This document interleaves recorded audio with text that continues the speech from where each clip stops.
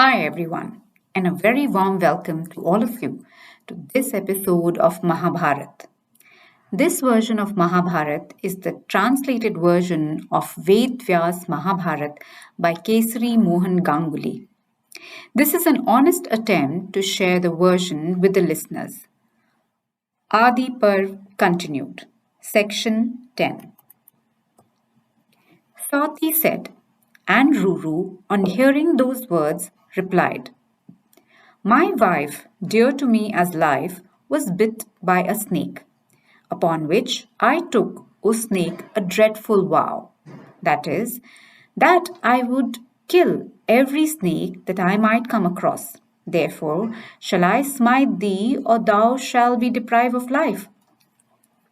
And the Dunduba replied, O Brahman, the snakes that bite man are quite different in type.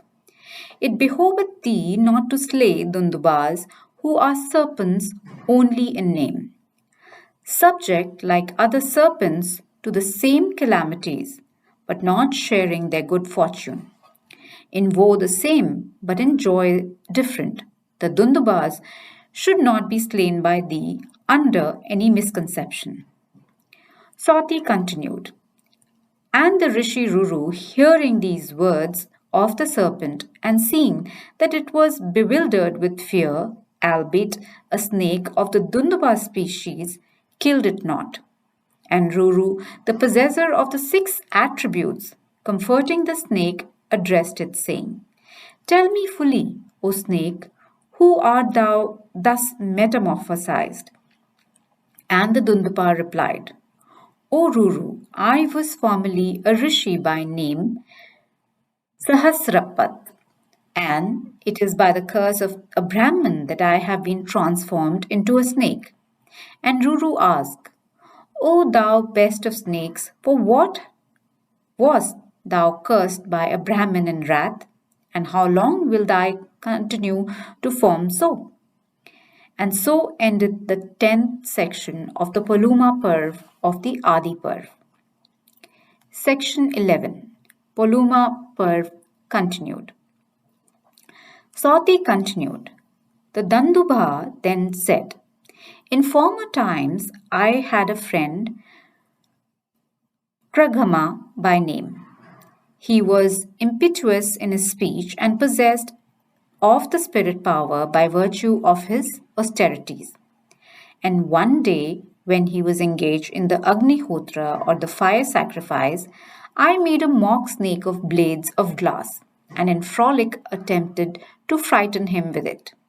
And anon he fell into a swoon.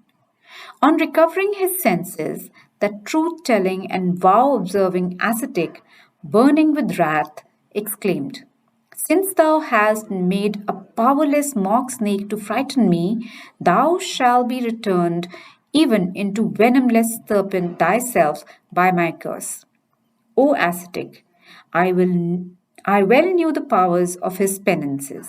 Therefore, with an agitated heart, I addressed him thus, bending low and joining hands. Friend, I did this by way of joke, to excite thy laughter. It behoveth thee to forgive me and revoke thy curse. And seeing me sorely troubled, the ascetic was moved, and he replied, breathing hot and hard, What I have said must come to pass. Listen to what I say and lay it to thy heart.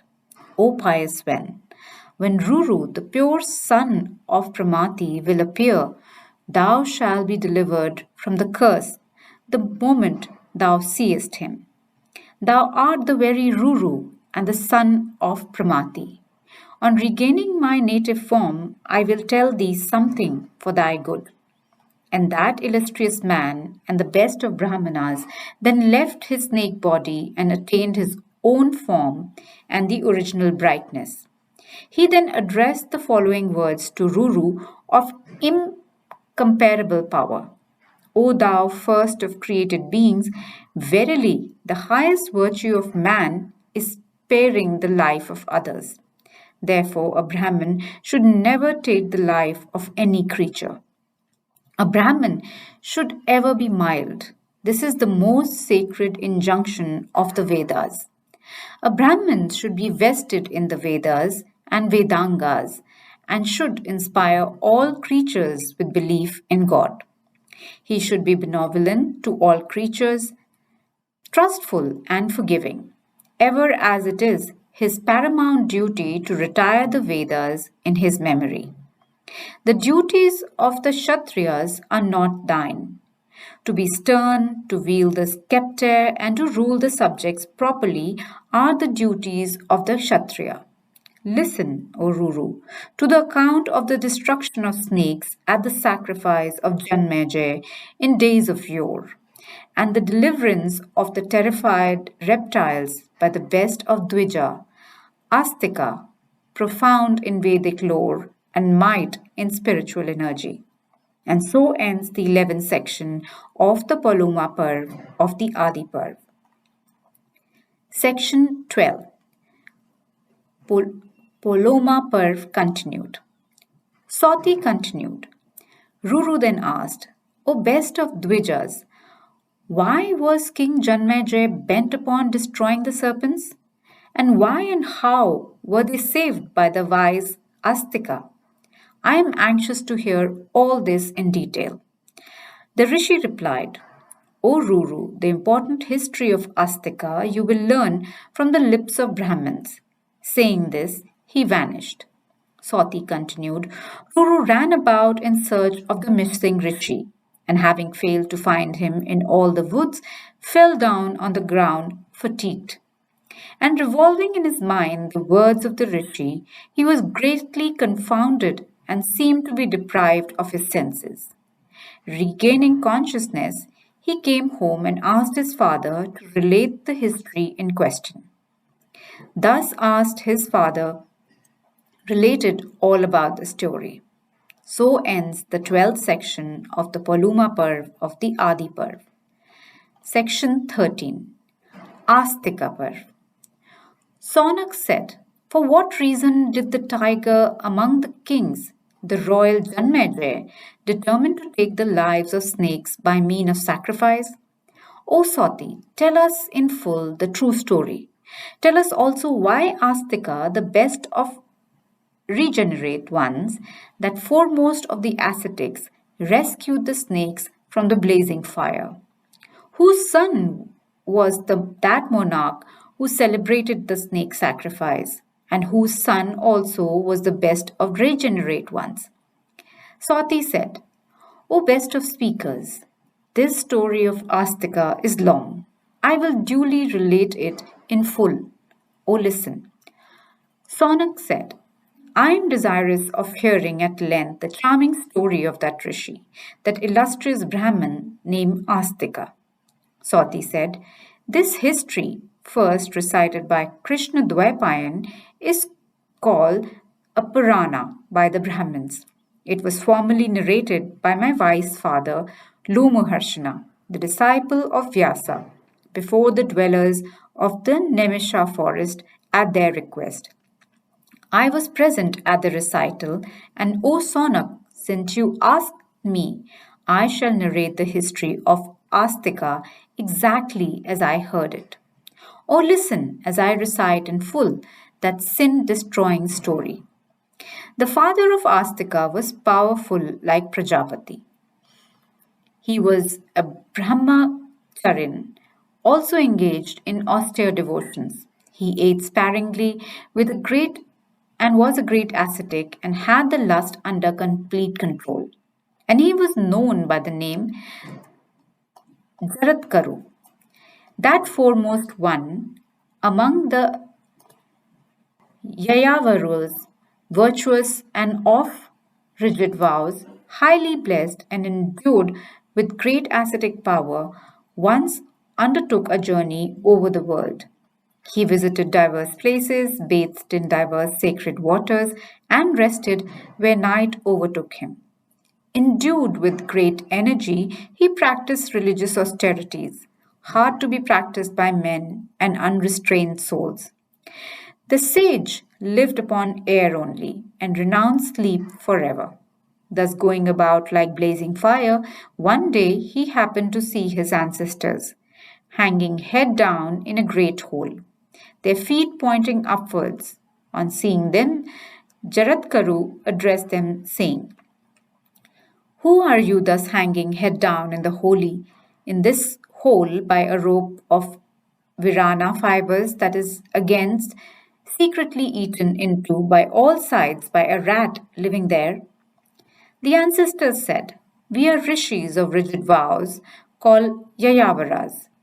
We are sinking low into the earth for want of offspring. We have a son named Jaratkaru. Woe to us! That wretch hath entered upon a life of austerities only. The fool doth not think of raising offspring by marriage. It is for that reason, that is, the fear of extinction of our race, that we are suspended in this hole. Possessed of means, we fare like unfortunates that have none.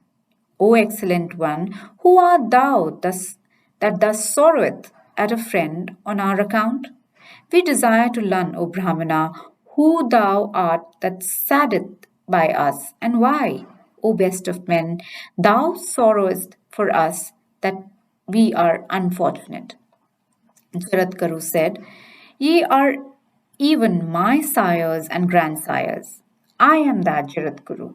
Oh, tell me how I may serve you." The fathers then answered, "Try thy best, O child, to beget a son, to extend our line. Thou wilt then, O excellent one, have done a meritorious art for both thyself and us. Not by the fruits of virtue, not by ascetic penance, well hoarded up, acquireth the merit which one doth by becoming a father. Therefore, O child, by our command, set thy heart upon marriage and offspring. Even this is our highest good." Jaratkaru replied, "I shall not marry for my sake, nor shall I earn wealth for enjoyment, but I shall do so for your welfare only. According to this understanding, I shall agreeably to the Sastic ordinance take a wife for the attending of the end. I shall not act otherwise. If a bride may be had for same name with me, whose friends would beside willingly give her to me as a gift in charity, I shall wed her duly. But who will give his daughter to a poor man like me for a wife? I shall, however, accept any daughter given to me as alms. I shall endeavour, ye sires, even thus to wed a girl. Having given my word, I will not act otherwise. Upon her I will raise offspring for your redemption, so that, ye fathers, ye may attain to eternal regions of bliss, and many may rejoice as ye like." So ends the 13th section of the Astika Parv of the Adi Parv. With this, we come to an end to this episode of Mahabharat and its heroes. Don't forget to like and subscribe. Until next time, this is your host, Madhulika Rajahan, signing off. Stay healthy always. Narayan, Narayan.